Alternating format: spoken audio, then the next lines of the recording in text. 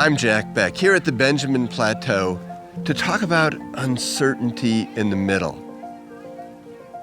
The middle is a tough place to be, and I don't know, maybe you're in the middle right now of something, the middle of a school term or the middle of an athletic season. Maybe you're in the middle of your life. Well, if you're in one of those middle places, you know that they're places of uncertainty. And what I love about the Benjamin Plateau is that its stories are about those uncertain middle places.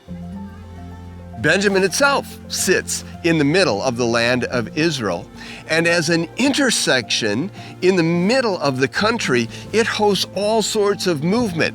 This isn't a destination, it's a place people go to get somewhere else, and so in the middle of their travels, they're often living in uncertain circumstances. The story of Joshua 10 is a wonderful example of this. Joshua and the Israelites have come into this Benjamin Plateau in order to take over the intersection as part of a larger strategy of taking over the country. For the first time, and by my take, the only time, we have 5 city armies waiting for them in the plateau to push them back out again.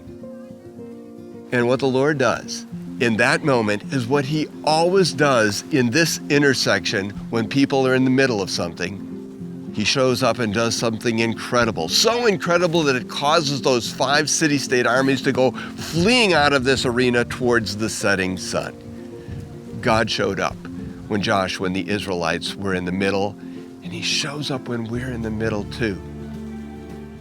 I don't know what uncertainty might attend the middle that you're in at the moment, but here's what I can tell you for sure. That the Jesus you and I know, love, and worship is not only Alpha and Omega, the beginning and the end, he's the God in the middle for you too.